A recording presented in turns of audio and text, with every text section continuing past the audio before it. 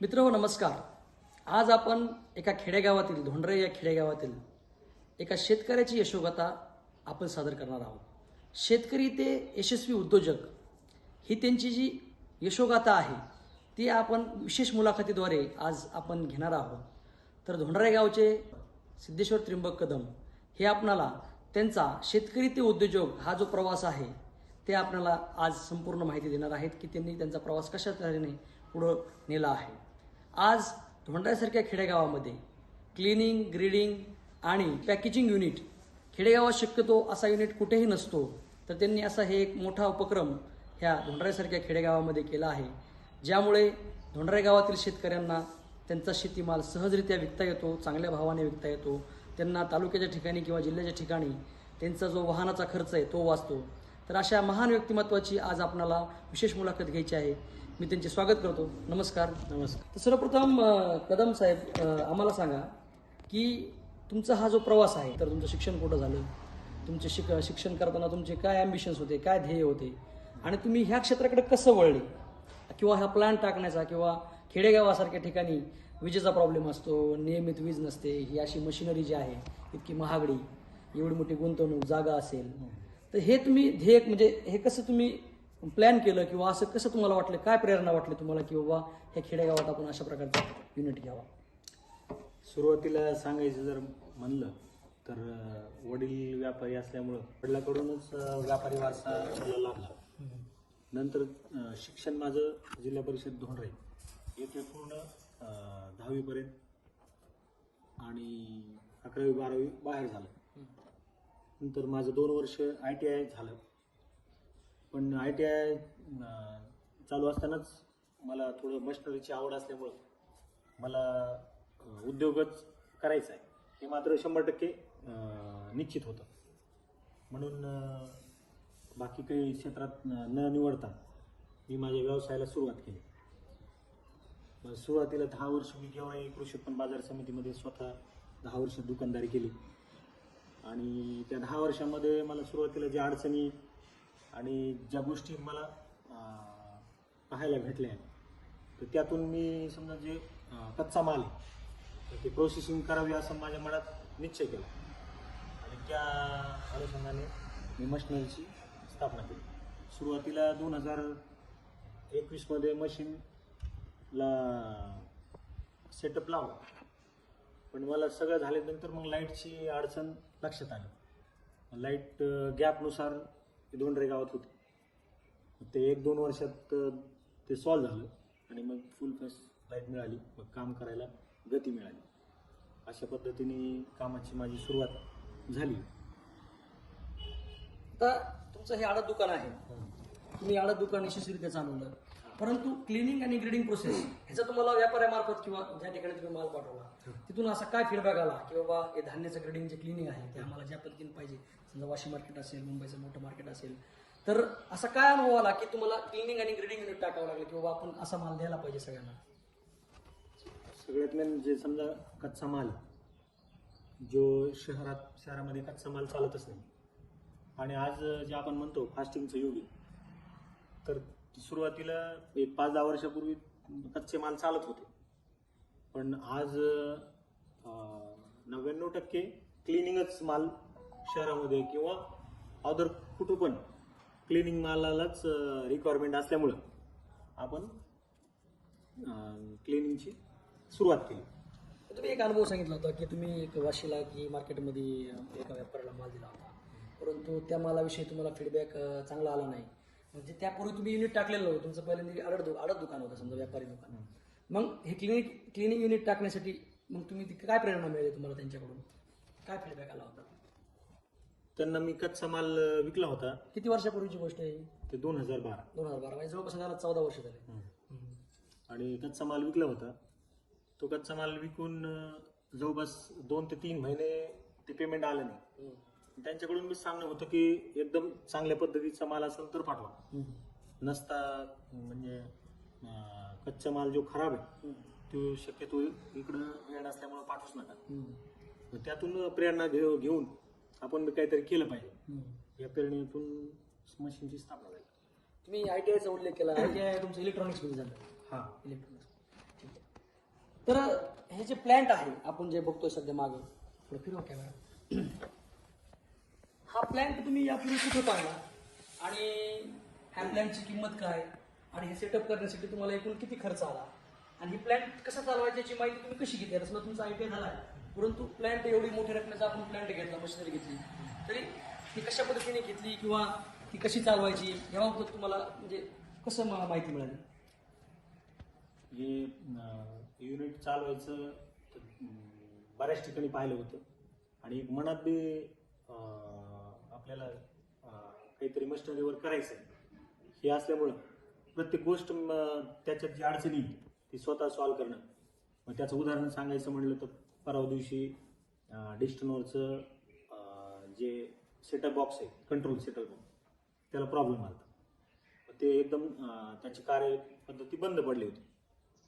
तर मग मी समोर कंपनीमध्ये व्हिडिओ कॉल करून त्यांना विचारलं.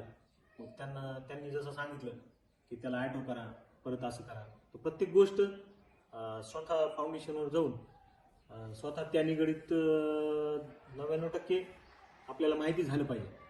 तर ह्या हेतूतून काम केलं आणि ते त्यातूनच मार्ग मिळत गेले. आता हे जे प्लॅन्ट उभा केला, जागा, इमारत किंवा मशिनरी असं सगळं मिळून एकूण किती खर्च आला तुम्हाला ह्या प्लॅन्टसाठी? साधारण सगळे मिळून एक 50 लाख रुपयापर्यंत एकूण बजेट लागलेलं आहे सगळं. ठीक. तर विराज इंडस्ट्रीज या नावाने त्यांची ही जी आहे ट्रेडिंग कंपनी आहे आणि त्या माध्यमातून शेतकऱ्याचा पंचक्रोशीतील जी गावं असतील 30-40 त्या गावातील जे शेतकऱ्यांचा जो माल आहे, शेतीमाल, तो चांगल्या दराने हमी भावाद्वारे विकत ते घेतात आणि त्याला प्रोसेसिंग करून पॅकेजिंग करून ते नंतर विक्रीला जातो. तर हे जे असं क्लिनिंग, ग्रेडिंग आणि पॅकेजिंग युनिट सर्व व्यवस्था या ठिकाणी त्यांनी या युनिटमध्ये केली आहे. आपण व्हिडिओमध्ये बघत आहात की कशा प्रकारे ह्या युनिटचं काम चालतंय, पॅकिंग चालू आहे आणि अशा सुंदर प्रकारे त्यांनी एका खेडेगावात त्यांनी नियोजन केलं. हे खरंच कौतुकास्पद बाब आहे. तर आता ह्यामध्ये एकूण किती स्टाफ आहे आणि त्या मला मला मला अशी माहिती मिळाली की तुम्ही वाहन देखील खरेदी केलेले आहे हे युनिट चालवण्यासाठी, की जेणेकरून तुमचा जो माल आहे तो वेगवेगळ्या ठिकाणी मार्केटला पोहोच करता येईल. तर एकूण स्टाफ किती आहे, वाहनाची खरेदी जी तुम्ही केली आहे त्याला किती खर्च आला आणि एकूण स्टाफ किती आहे त्याच्यावर किती खर्च होतो हे एक सांगा. एकूण समजा 10 लोकांची संख्या आहे आमची कर्मचारी. हां. तर त्याच्यामध्ये एक 7 लोक हमाली म्हणून काम पाहतात.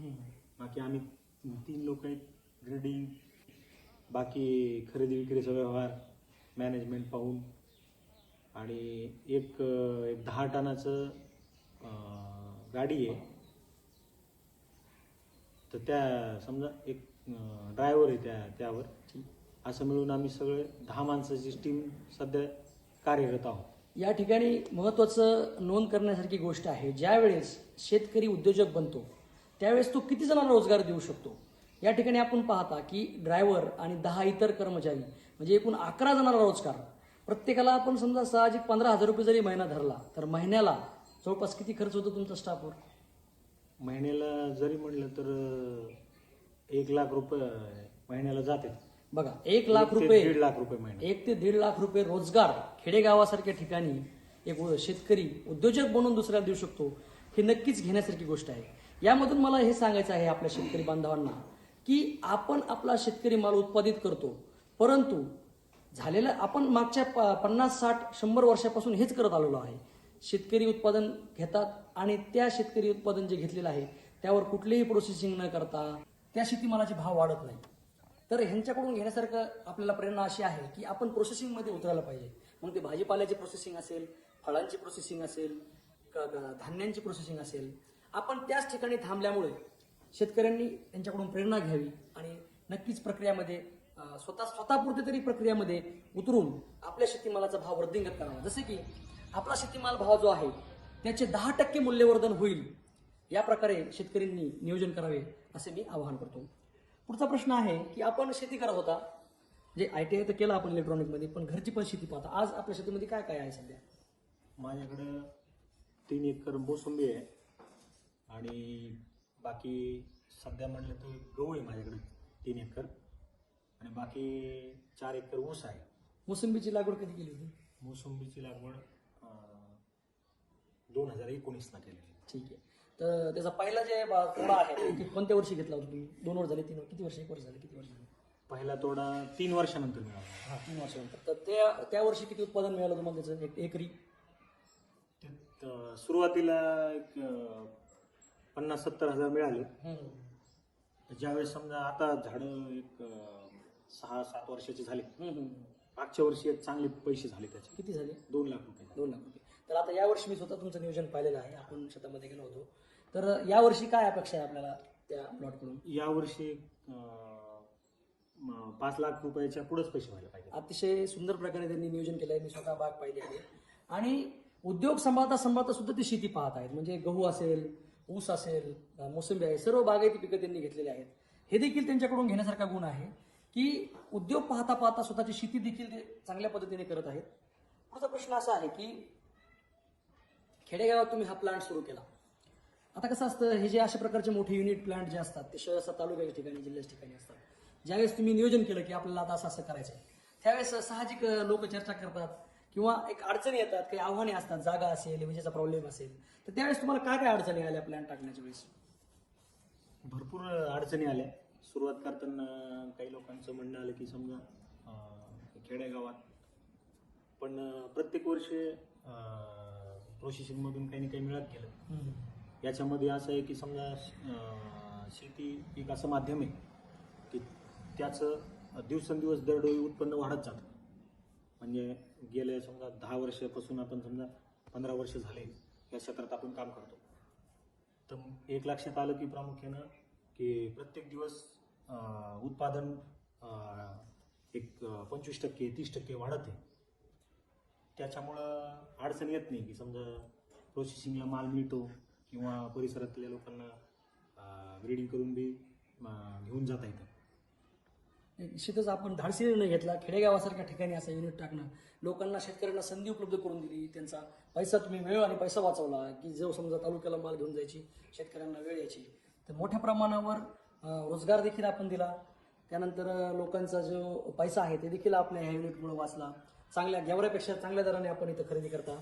म्हणजे पंचक्रोशीतील आणि धोंडरा गावातील लोकांना नक्कीच या आपल्या युनिटमुळे फायदा झालेला आहे. पुढचा प्रश्न असा आहे की हे जे सगळं करताना परवाना असेल, लायसनिंग असेल, मग ते आडत दुकानची असेल, क्लिनिक युनिटची असेल, तर ही प्रोसेस तुम्हाला सोपी गेली का किंवा तुम्ही कशा पद्धतीने केली? लायसन्सच्या बाबतीत सगळं माहीत असल्यामुळं त्याचं टप्प्याटप्प्यानं सगळ्या फॉर्मॅलिटीज पूर्ण करून त्या पद्धतीने प्रत्येक गोष्ट कायद्यात राहील या हिशोबानं आपण त्या अनुषंगाने काम केलं. आणि प्रत्येक गोष्ट GST नंबर असेल, बाकीचे काही लायसन असतील किंवा काही प्रमाणपत्र असतील, ते सर्व गोष्टी कंप्लीट करूनच हे पुढं करता आलं. हो, सगळे कायदेशीरित्या आपण परफेक्ट आहोत. समजा GST नंबर असेल, परवाना असेल, हे असेल. त्यानंतर पुढचा प्रश्न असा आहे की आता आपण प्रक्रिया युनिट कसं चालतं हे तर आपण व्हिडिओमध्ये बघतोय समजा की कशा प्रकारे आपण प्रक्रिया युनिट चालतं. तर एक दिवस समजा एका तासासाठी किती युनिट वीज लागते या युनिटला, किंवा 1 महिन्याचं बिल काय आहे ते समजा? एक 5-7 हजार रुपये, 10 हजार पर्यंत, जसं काम चालेल तसं. काम कमी असेल तर कमी येतं आणि काम चांगलं असेल तर जास्त वाढत होतं. तसं आयडियाला असताना समजा आम्ही 15 विद्यार्थी होतो. 15 पैकी जवळपास 14 विद्यार्थी आज MSCB मध्ये, बाकी अदर सगळीकडे कार्यरत आहेत.